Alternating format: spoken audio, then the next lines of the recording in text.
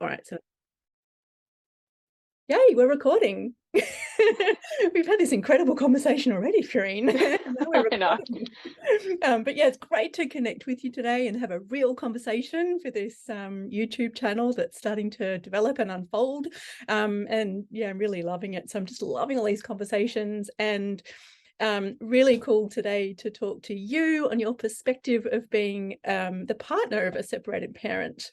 And that's Yeah. really cool. All the relationships that you manage and develop every day, you know, as you are together with his children some of the time and all of that kind of thing. So I thought that would be really interesting. So I really love having you on today. I always love talking to Yeah. Thank you. Yeah, it is nice to chat with you. I was like, oh, it'll just be a chat with Gretel. It's fine. you. Yeah, Because and it is. This is stuff we just talk about anyway now in life because it's yeah, our lives and it's the yeah. stuff. And but yeah, I'm really happy to be on here. Thank you, and to be sharing my perspectives. I don't know if I've got much wisdom. I've been a parent for a very little time in perspective to most of your audience, but yeah, just a different Yeah. angle on things. But you have a unique perspective that's really, really valuable. I mean, you know, we're all humans, we're all parents in some way, which I think is interesting as well. I don't know, like it's one of those roles that is kind of thrust on you in whatever way. There's no manual, you know, you just wing it. And then yeah, when separation is involved too, when you've got to you know, restart, reconnect, you know, or connect to different relationships, start new ones, you know, it can have its challenges, but also its Mhm. beauty as well. So be really good to talk about all that. Because yeah, just to say, you know, how we met, we both met doing in the very early stages of our life coaching journeys, didn't we? Yeah. Yeah. Yeah, it was the very beginning of it for me. That first weekend we were out together, Yeah, definitely. yeah. And studying together. So great that we're still in touch, and we're yeah, and the work that each of us are doing now is amazing. I love what you do.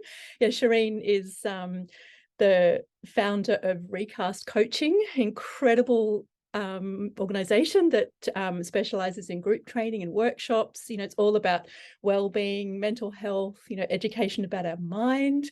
And Shireen's quite a trainer, you know, all about well-being. So she's the burnout and anxiety coach. And, you know, it was all that stress management, you know, burnout prevention, work-life balance, all of that kind of thing. So I'd love you to tell us a little bit about that, actually. Yeah.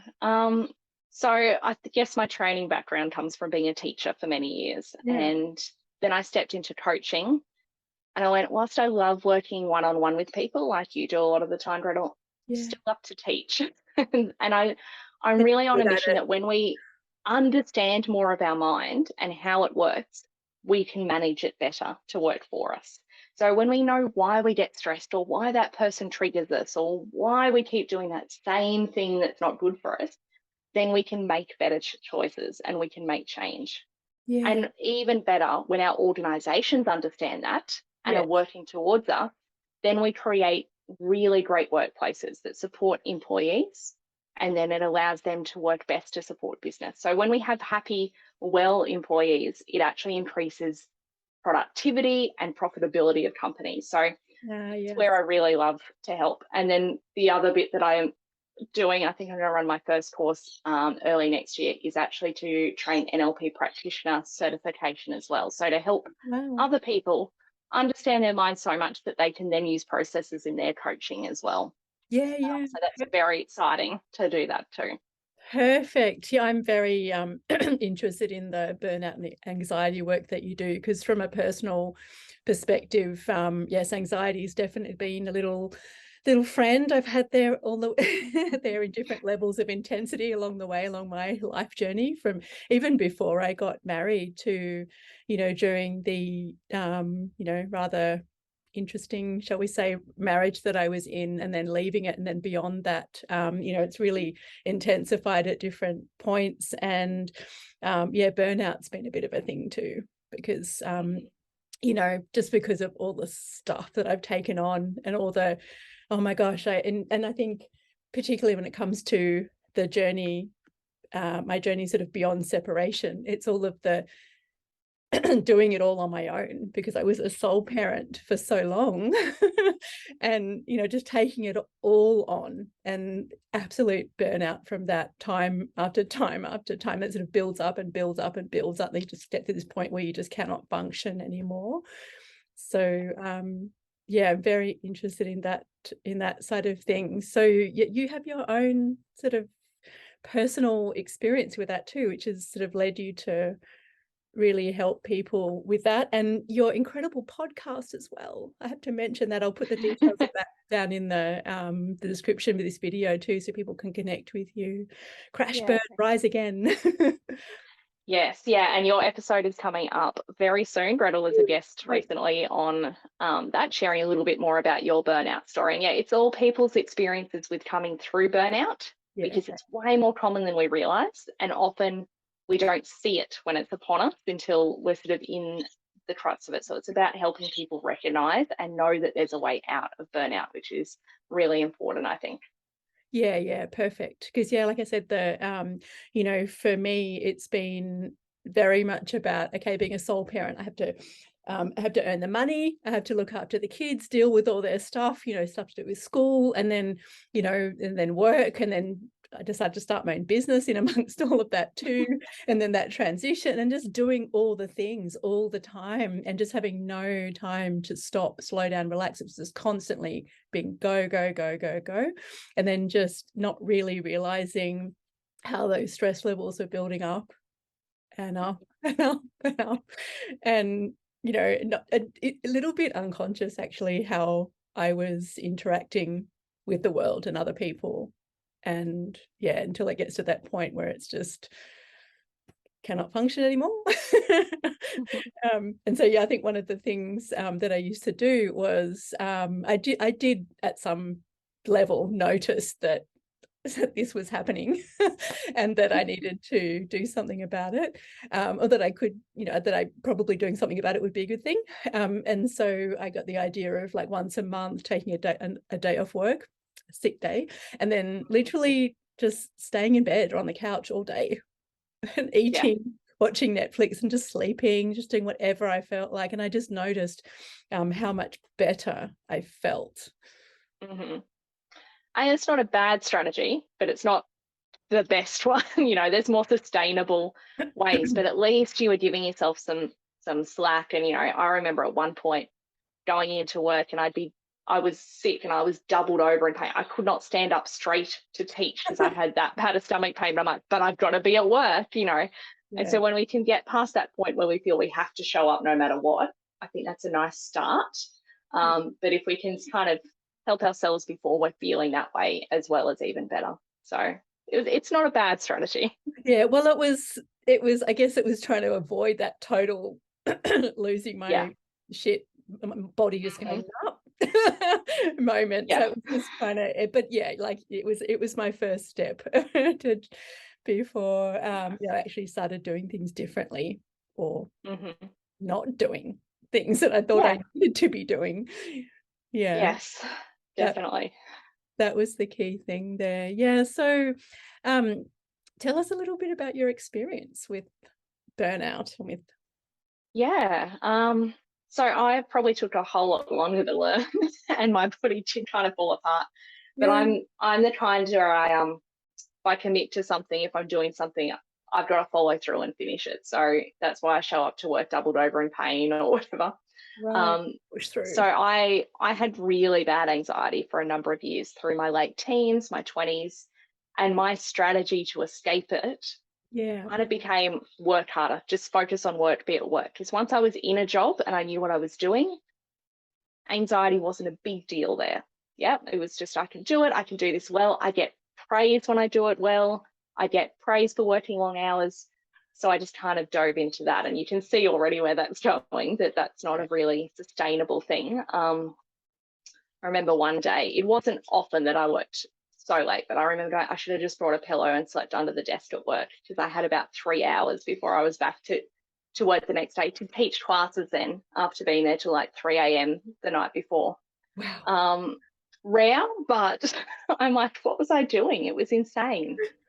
And Yeah. I got to a point where my body started to really tell me things weren't right. So I developed autoimmune disease. I developed adrenal fatigue. So my stress response hormones don't work like they used to. So I don't handle stress as well. And because I let things get so far, it's now a really long recovery. So it's sort of 8 or 9 years since I was diagnosed, and I'm still on that recovery path now, physically. Right. I do a lot better. I manage things better. Not always. I'm going to say it right now, sitting here as a burnout and anxiety coach. I still get burnt out sometimes. I still get anxious because you don't get rid of anxiety. You learn how to live with it and how to understand it so it doesn't rule your life. Yeah, yeah. But, I just the other weekend got really overwhelmed doing some renos, threw a hissy fit because I had no stress response left. And I went and took myself off into the bedroom, laid on the ground, cried for 10 minutes, came back, and all was good. So I recover better because I'm listening Yeah, quicker, you're but a it human still happens. being. I'm totally a human being, absolutely. And as things have changed, and as I've started parenting things lately, it's been more stuff to manage. And okay, Yeah. this is all new, so it brought a different level of things, and it's brought out all my old problem patterns and behaviors in new ways. So I was like, I'm Yes. done with being a people pleaser. I've got this. I have really good boundaries at work and in business. And then came along a family, and I became a people pleaser all over again. Is Yeah. this meal good enough? Have I got this done? I've got to do all the things. I've got to be the martyr. All that old stuff reared Yeah. its ugly head again, and I've had to deal with that again. Yeah. And I guess it's the same as well, when we changed these roles, when you separated and you became a sole parent, we have all those things come up then, and we go into business, everything comes up again. Yes. These big changes bring it all out, don't they, to deal Yeah. with Yeah. once It's like, more, but yeah. that's okay. Yeah, yeah. I think on this talent channel, I've talked a few times about the fact that, in relationship, that's when all your stuff comes up anyway, particularly in an intimate relationship. And then Mm-hmm. it's like 50,000 fold when you separate, right? And then you're trying to deal with this person that you're no longer with, and there's all that grief associated with it, the stress, yeah, there's so much stuff to handle. It's Yeah. completely overwhelming. And then so for you coming in, and being with someone who is dealing with all that himself too, and then then you're now in relationship, and then all your stuff comes up to you. So it makes perfect sense. We're all human Yeah. beings. This is what happens. Yeah. Mm-hmm. But it's perfect, isn't it? Because when it comes up, like with the work that we do, you can sort of notice it and go, oh, okay. Yeah. That thing coming up again. Okay, that's interesting. Yeah, yeah. Mm-hmm. So what would you say your biggest struggle then is in your new wonderful role as parent? Yeah. It's definitely been a baptism by fire, and there's pros and cons. My partner's kids are 8 and 11 at the Okay. moment, Yeah. and I've been around in the picture with them for about 18 months, Okay. and Yeah. I missed all the nappies, which is Yes. awesome. Yes. So I don't have any biological children, so I've missed all of that bit. Yeah. But then It's the overrated. downside of it is, holy crap, overnight you go from nothing to a parent, which I know happens when we have our own children, but often it's planned, or you have a pregnancy often to get prepared. Yes. Like, this is what's coming into my life. And I knew when I met my partner, day one, he shared that he had kids. So I knew it was, if I want to be in this relationship, this is what I'm in for. But Yes. you're kind of thrown into the middle of it. So Yes. Wow. navigating that, That's navigating huge. forming a relationship with these little people, Yes. and I try to really take my hat off and put theirs on for and go, for these people, they've just had a random adult inserted into their life and gone, this person's now in your life. It's not like when we go and meet and date someone and we go, do I like this person? Is this right? I've just appeared, Yeah. and luckily their mother had been dating before I came along, and Okay. they'd met her partner and things. So for them, there'd been examples of that already, Yes. which was really good. I think you tread a lot slower and lighter than we did if that isn't the case. Yes. Um, but it's been interesting forming, and it's still definitely forming that relationship with them, and really letting them take the lead in how we interact and how close we are and what we do together and things like that, and making sure there's still some balance. So they still have some dad time. And I go, no, I don't need to go and do this activity where it's all four of us. You guys just do stuff. And then sometimes it's just things with me and them now, so we can start to form a bond. Or Yeah. sometimes it's all together, and really listening for those cues. You know, we went to Movie World, which is the theme park on the Gold Coast recently, and they went, I said, I don't like the rides. I'm fine. I'll hold the bags. I'll go. And they went, no, we need to go find one of the little kids' rides because we need you to go on a ride. And so Oh, I need to listen to that they're trying to include me and not go, no, I don't want any. We yeah, don't yeah, need to stand in queue for 2 hours for the stupid little kids ride that none of us are going to love that much. They were doing that for me and oh, really following yeah, those cues. Yeah, which is beautiful. yeah, yeah, yeah. Yeah, so that's been interesting. That's beautiful that you're Definitely. seeing it like that, that you coming into their lives is a relationship that you're as responsible for developing, probably more responsible for developing than they are, really, because they're kids, right? Yeah. So Yeah. it's, yeah, and so it's about developing a relationship with them rather than saying, right, I'm your Mm. stepmom. And trying to not take a lot of it personally. I remember, you know, a few times early on, I'd hear, you know, going to bed, there's tears from one with dad in the bedroom. And I'm like, oh, that must be about me. It must be because I'm here. No, 99% of the time, it's nothing to do with me. Yeah, yeah, Um, and just learning that, and that the littlest things are big things for kids sometimes, and how to deal with that, and being okay with the fact that if their dad's around, they're going to still go, hey, dad, even if I'm standing right there, they're going to go all out and ask him for stuff because he's their parent and he's their number one parent. yeah, And I've been very clear in making sure that I don't try and replace anyone in their life. So yeah, I see it and I talk with my partner about how I'm part of their parenting team. And yeah, I see it as I'm an addition to their parents. And so I never talk like I'm trying to be mum, I'm trying to replace mum, anything like that, because I don't think that is ever healthy. Even if, I yeah, mean, they have a really great relationship. They spend half the time with us and half the time with their mum, yeah. and their mum and dad have a great relationship. But I think That's even if that was absent and it was, you know, where Dave was sole parenting or something like that, I wouldn't want to try and replace the role because that's not who I am to them. yeah, And I hope in time they see that, you know, all it is more people to love and support them in yeah. their life. Another adult who cares for you. Yeah. Yeah. And it was very sweet. We had something the other day, we were talking with the kids in the car, and his daughter said something like, oh yeah, you know, I've got my dad and my mum. It's just, and then sometimes I go to talk about you, Shireen, and people go, oh, I just go, my Shireen. So now Oh. she has a my Shireen as well. And I said, you can always say my Shireen, like that's perfect. And so awkward, like because we're not married to, I'm technically not a step parent. They don't call Yes. me stepmom. So meeting people and they're going, oh yeah, I'm their dad's partner. Like it's clunky sometimes, and that's okay. And you know, and I wish I could say to parents in the park, like, no, I'm my Shireen, like, and that they would get that. We're working on it, but you know, it's beautiful that we're in that place, and I Beautiful. would never Yeah. force any of that on them. Yeah.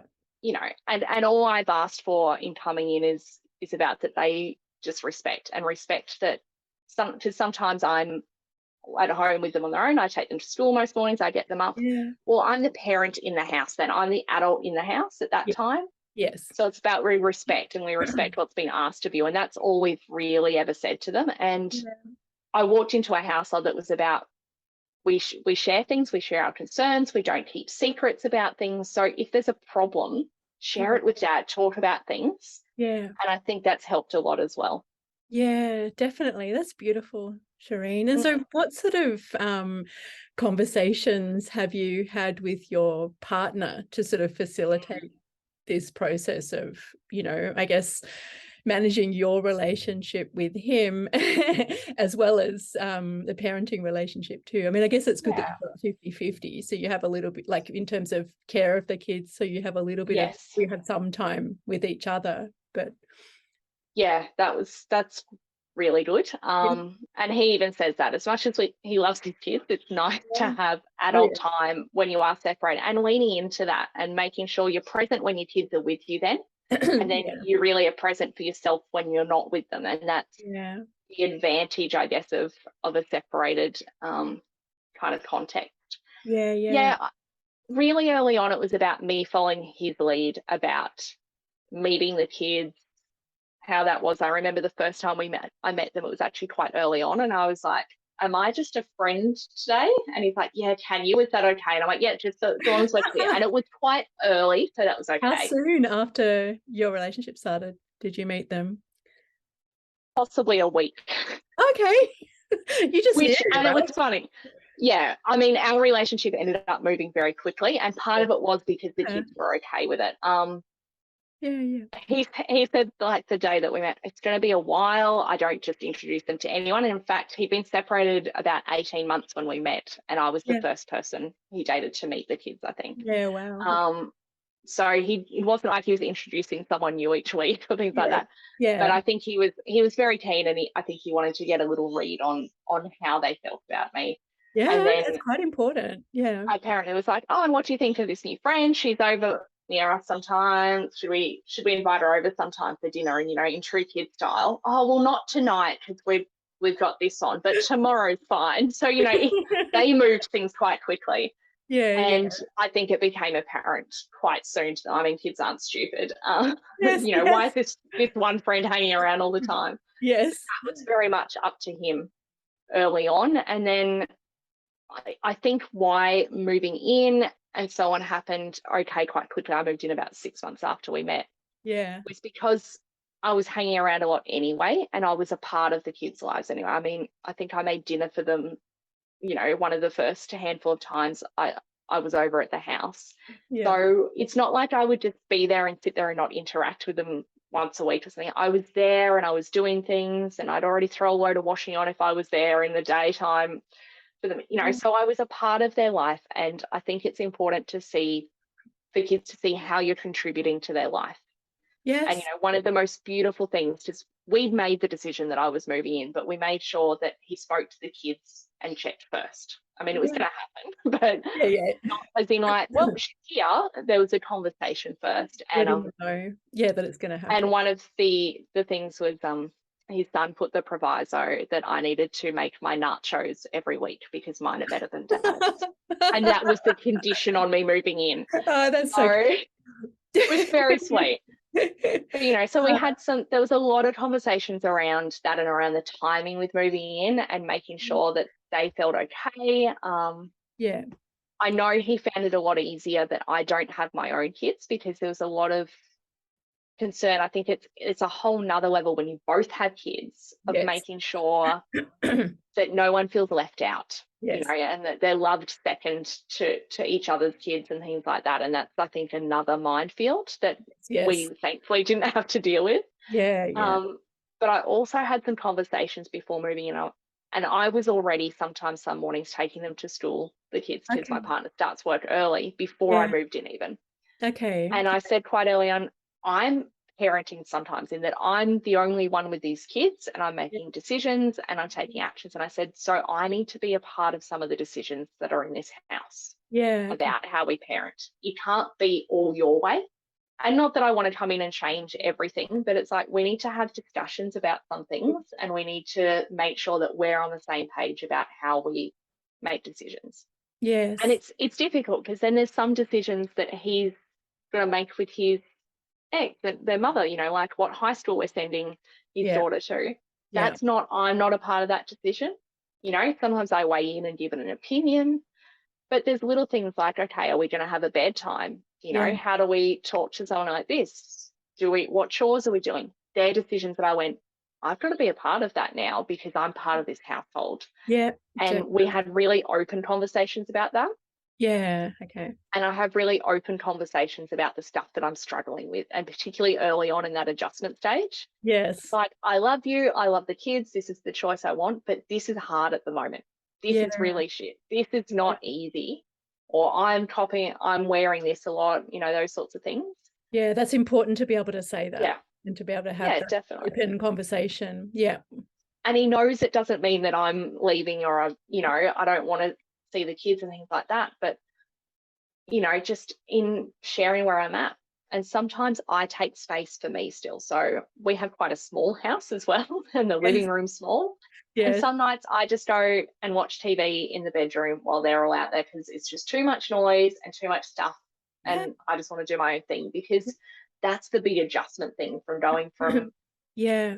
no kids to tweens and whatever, that and in a small house that I'm just not always used to. I just sometimes I'm tapped out by that time of the night. So finding that balance too, and Yes. everyone being okay with that, has been really, interesting to navigate and find that way. Yeah. Yes, and I suppose it's an ongoing journey also, Mm-hmm. because and that's life. Yep. Relationships sort of have their ups and downs, and they're very much about rupture and repair, and you don't always get it right, right? Yep. Yeah. Yeah. And I've yelled at kids already and had tears, and then sometimes I fix tears from other things, Yeah. and particularly them learning, that I'm still a safe space like mum and dad are to share problems with and to be vulnerable in, and that's taking time. And I think you've got to kind of prove yourself a little bit in that way and Yeah. show what's going on. But I think ultimately as well, they see that their dad's happy, and as as hard as it is for any kid to see their parents separate, they still want their mum and dad to be happy.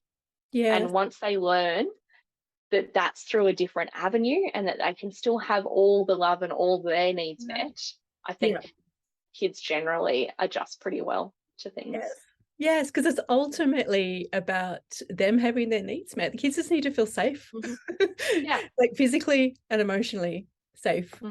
And Yeah. however that's achieved, whatever kind of family they live in, it doesn't matter. Mm. Hmm. It doesn't have to be, the parents that had them. It's Yeah. it's about creating an environment. And I'm really passionate about this actually, because blended families is definitely a passion of mine. Because I've done that. Yeah. And yeah, there are a lot of there's a lot of stigma around and a lot of challenges with when it comes to blended families too, like as you touched on, when both sides have children. Mm. Super challenging, and extra challenges that but also the potential for the beauty and the connection and the love and the togetherness that can happen as a result Hmm. is Yeah. incredible. Absolutely incredible. um Yeah. yeah, wow. I'm absolutely in awe of you, what you're doing. That's Oh, amazing. Yeah, yeah, most days it's just more cooking and more washing, really. That, yeah. Yeah, yeah. Welcome to yeah. parenthood. Hmm. Yeah, And just trying to roll with that and whatever, and all the changes. But I think the other big thing is that I'm very fortunate, and that helped me step into this is knowing that their mum and dad have a really good relationship. So it's yes, very amicable, and it's been very inclusive of me. yeah, Um, I mean, she and I message about logistics with the kids, things like that when we need to. We're not friends, but we are civil. We get on. We talk the things. She comes into the house, and I'm there, and that's okay, yeah, and all of that. We go to kids events together, yeah, and I think it's really important to really model how we want our kids to be through those relationships. So we go, okay, what are we buying mum for Christmas? Or it's mum's birthday. Do we want to take her out to lunch? Things like that. It's their mother's birthday. Why should I ignore that? Because that's important to them, And if we want them to model inclusive, respectful relationships, we need to still model that.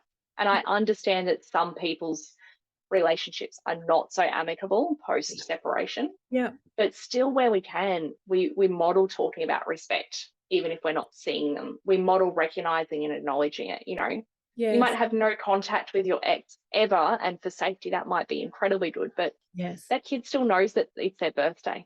We can still talk about it. We yeah, can still acknowledge them in that sense whenever we're safe to do so, I think. yes, But yeah, I think it is a blessing for me that it is so good, but it Yeah. takes work to maintain that too. And we have frustrations with that sometimes too, like normal, Yes, and yes. navigating that, oh, this didn't happen and I need to do that. And thank God I'm here, and vice versa. I'm sure she feels that way sometimes too. But also having a parent trust their kids with me early on, I had to again build, some sort of relationship there, because she Yeah. was having her children alone with me at times, and things like that, and understanding that that may be a factor for someone. Yeah. I think is important when you're coming into something. Yeah, Yeah. yeah. And what I'm hearing from all of this that you're saying is that it's a lot to do with you and how you're relating to this situation. And I think that's really important for separated parents or anyone coming in a situation like this to know that it's kind of a lot about how you're relating to it, what's happening inside you in these different relationships and new situations. And because I think sometimes, when relationships aren't good, and not paying attention to what's happening inside yourself and just taking that time for yourself to acknowledge what's happening and just sort of notice what that's about, so that you can potentially work through that yourself in order to relate to the situation better, is quite a powerful thing. And I know that early on in my journey, I most definitely wasn't relating to other people in my environment very well. And so, my healing journey has been very much about building that relationship with myself first through, some very deep healing work and getting to know my own inner world and my own ways that I interact with myself, the ways I talk to myself, the ways I feel in my body, just in response to different things, in reaction to different things sometimes. But then so that process of building a relationship with myself has made it much easier for me to build better relationships with my with my ex-partner, for instance, and then with a new partner in my life, and also with my children as they grow, particularly with teenage children, where relationships change all over again. Oh yeah. Yeah, so I think I can see that the way you're able to, whether the relationship between your partner and his ex are good or not, like the fact that you can hold that space within yourself for yourself and for what's happening in the household is really important. I think that's just a really important thing to know, because for a lot of separated parents, the relationship with their ex is not good. No, and we're lucky, and I think that was a factor in me being okay with all of this. Is like, okay, that's all right, and also that my partner had done some work on himself Yeah, before we met, and yeah. I'd come a long way. So, and I think there is a lot of trauma post-separation that I'd moved through. I mean, I've had relationships beforehand, they just haven't had kids and things like that, and I dealt with those and resolved that. And like you, done a lot of work on myself. Yeah. And I think sort of in the 6 months or so before I met my partner, I did a lot of work on my relationships and really getting clear on what I wanted and what was a deal breaker or not, and getting really clear on communication for Yes. relationships. And Yes. I would say that this is that. probably one of the few really mature adult relationships I've had, in that our communication from the beginning was very adult and very open. Yeah. And we were able to just say things. When I used to do a lot of like, oh, I'm worried that this is going on, but I don't want to say anything about it. And then and you create this big worry inside. And Yes. I was still very much, and I call that quite a juvenile relationship communication style, which we all go through. Yes. Sometimes we never get beyond it. I'm really glad I did. And I think it took to handle this relationship. I don't think I maybe could have come into it so well otherwise. I think it would have Yes. been a lot harder. Yeah. The And power as of I said, inner work. yeah, Absolutely. absolutely. Yeah. And Yeah. understanding ourselves and being okay with ourselves. And if I say that thing with the best intentions and as clear as I can, it's not going to be bad. It's not going to end everything just if I tell the truth on something. And Yeah. we spoke very openly, very early on about, well, if there is a future in this relationship, how will that work with kids and with this?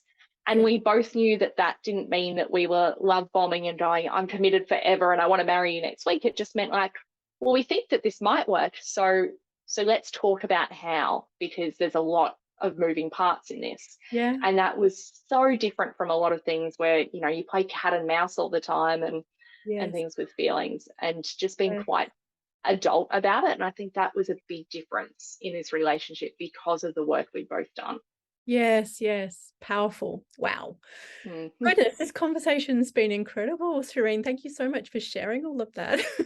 My I'm pleasure. I'm really interested to know what advice you might have for someone Mm, who's either in or considering moving in with their separated parent partner, or yeah. even interested to know Mm, if you might have any advice for the separated parent as well.